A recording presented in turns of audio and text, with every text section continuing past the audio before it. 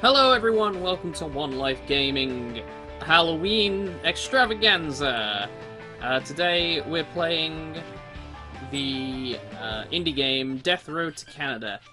Best way to describe this is it's like Oregon Trail but with zombies, and you may say, well there already is one, it's called Oregon Trail. This is a little bit more in depth and it's a little bit more comedic and memey and yada yada yada. And you can make your own characters. So I'm going to load myself, and I'm going to turn off with Buddy, because it's just going to be me. Animich hears rumours that Canada is a safe place, free of the threat of zombies. With nothing to gain from waiting around Florida, he decides to brave the death road and travel north. A very high mechanical skill will let you repair a car right away. Yeah. Hit the road. Hit the road. To start the journey, Animich decides to grab some supplies from a nearby location. In order to survive the death road, you'll need to hoard as many supplies as you can. You will also need to find ways to train and grow your team. So, the game starts on a car. You're on a road, you're in a car going to Canada, and you have supplies that are drained every turn. And throughout the game, you'll get choices of places to explore. And our first choice is you want to go to a Walmart, a quiet factory, a house on a road. I'm going to go to a Walmart because there's probably more likely food going to be there, maybe? And then it gives you a description of what you find, what the swarm size of the zombie, how aggressive the zombies are, and the current time. As the day turns into night, the zombies become more aggressive. I got a flashlight? Okay, that's cool. Depending on, in Character Creator, how you create your character will determine, what their starting equipment is, stuff like that. And in fact, you can actually go into the files of the game and change some of the graphics. So I've done this here, I've given myself a little fireman's cap.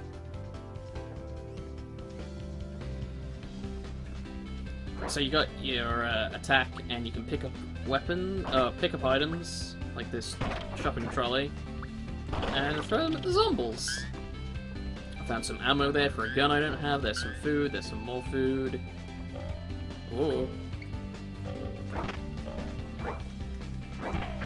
It's very slow going at the start of the game. You might think, well, this seems easy. You're just walking around the zombies.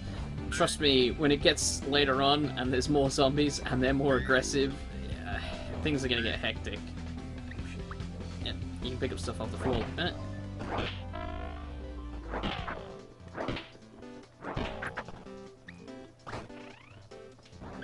I need to remember the controls here because I'm unequipping my weapons.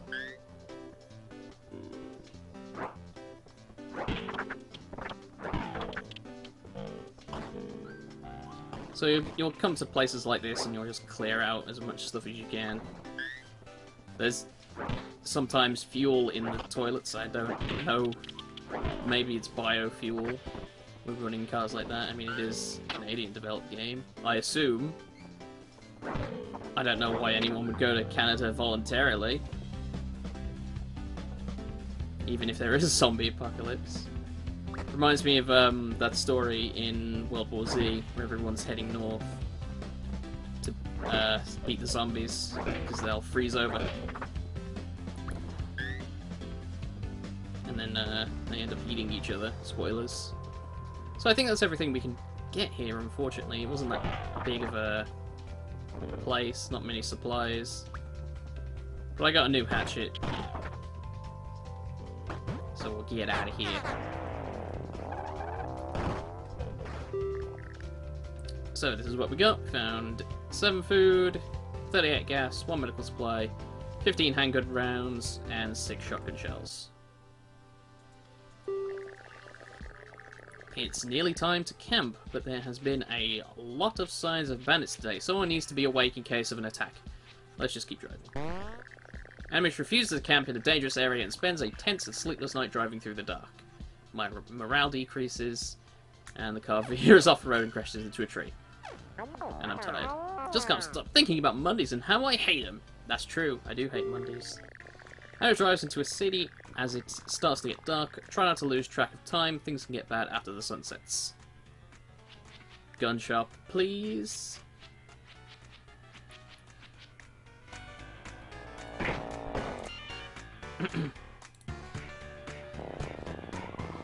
Let's boogie. So this is one of the village maps. There's a gun store in this village or town. Oh shit! What? What is this zombie made out of? Jesus Christ! What is going on? Alright, it's personal now between me and him. There we go, got him. Hey! A fucking revolver! I should not have actually brought my second hatchet. Because what's the point? Now I'm not going to be able to find any weapons. This is where having multiple people comes in handy, because while I don't have enough people to worry about as far as rations and supplies go, I don't know why I'm sweating green, I don't know what that means. It also means that, well, I don't have people getting all my supplies and eating them all. It means I can't carry the same amount of weapons, and I don't have enough firepower. It's not really advised to play this game solo, which is why you start with a buddy. I think 2's the best amount of people. 3... Actually, no, 3's the best amount of people. 2's kind of pushing it. Because then you can kind of... I mean, 4's kind of pushing it, because you can kind of tag people in and out of missions. And you may think bringing the most amount of people into a heavily infested area is the best idea, because then you got more hands to attack all the zombies, but someone's going to get left behind, and when there's swarms surrounding you and you need to get back to your car, sometimes waiting for someone isn't the best idea.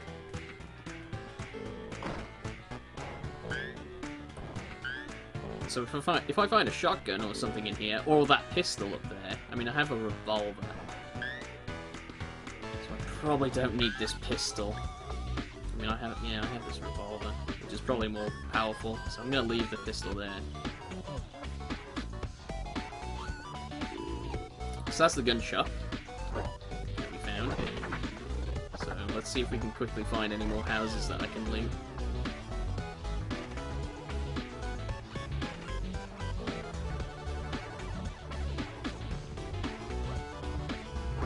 Whoops. Come on, open up.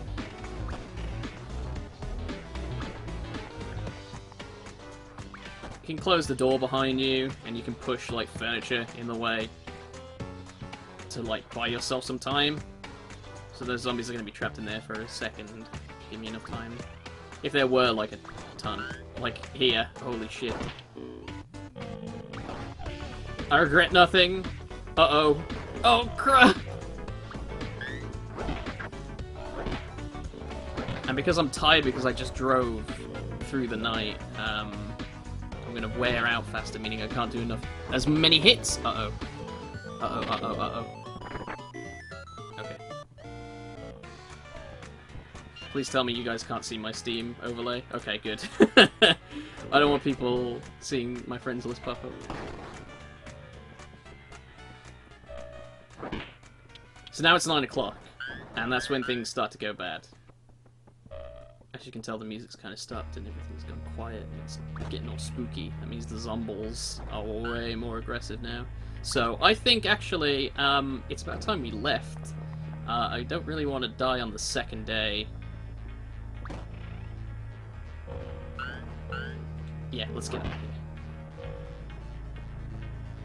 Let's head back to the car. Oh yeah. As you can see, zombies just start flooding in at 9 o'clock. So fortunately, we parked in the center of town.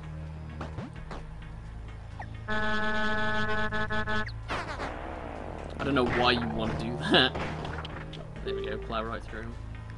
As we all know, zombies are nocturnal creatures. We're asking for trouble if we keep on stopping in cities. While scavenging, Animage runs into a man covered in cardboard boxes. He says he's been stuck there for days. He has a Dot 45 revolver lying on the ground outside of his reach. Help him up. Animage saves the man from all the cardboard boxes pinning him down. He can't spare a reward, but is really grateful, so our morale increases. We already have a revolver, so... Enemy sets up camp for the night after being sure there's no danger here. He discovers edible berry bushes all around the camp. Berries wouldn't be a big amount of food for the work and the sleepless night. Let's go to sleep because we're tired. Amish really doesn't want to pick the berries for 8 hours. He's a decent man. So morale is how happy you are, and determining on how happy you are would mean how likely you are to run away. So if someone is like a coward and they get low morale, they may just leave. Animich is having near crippling tooth pain without access to the precision tools needed to... The only option is to pull the tooth out. He weighs the current options. I used to be a dentist, forced it out. I saw this once in a cartoon. Obviously, no good for that. Using old cartoon shows as inspiration, decides to tie his tooth to the car door. Unprepared for the sudden force of slamming the door, he is pulled towards the car and hits his head on the door. My morale decreases, and my mechanical is revealed as being terrible. And I probably lose some health as well from that, so that's great. I don't have enough medical supplies to heal myself. Outside of Canada, most of society and civilization has been destroyed. You still find people trading, so let's go to the trader camp. Usually there's stuff here.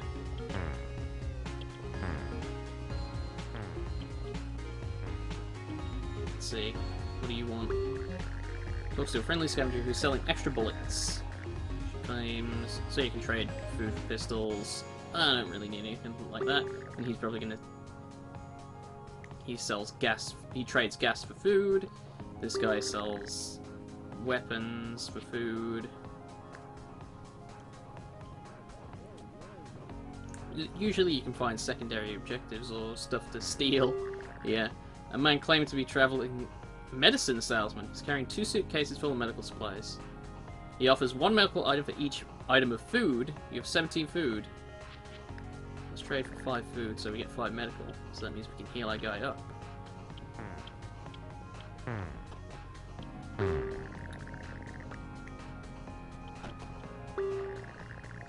It's an old but fit man in matching grey sweatpants and sweatshirt. He screams something about building mass and bulk with an intense strength routine. He flies towards some heavy objects lying around. You have 12 food left. Yeah. Let's do it. Why not? So I increase my strength. And it's not really that strong. Strang.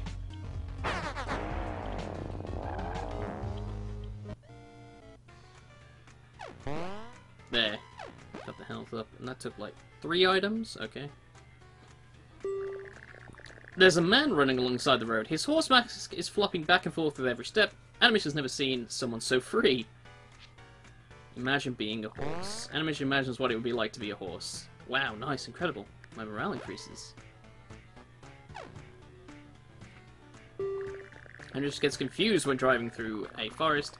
He stops at the cabin to figure out where he is, but gets trapped by a running horde. So this is a siege. This is, you're going to be staying in a place for a long time, for about an hour, in-game time. And zombies are just going to come and come and come until you're allowed to leave.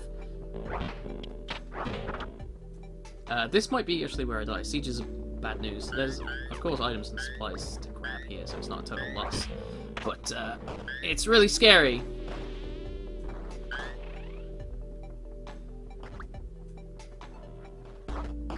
Because it's a relentless onslaught of the undead for however long it is. In fact, I want to... Oh god, I want to get out of the house. I want to get out of the house! I'm dead, I'm dead, I'm dead. I'm sorry, this is... Fucking god!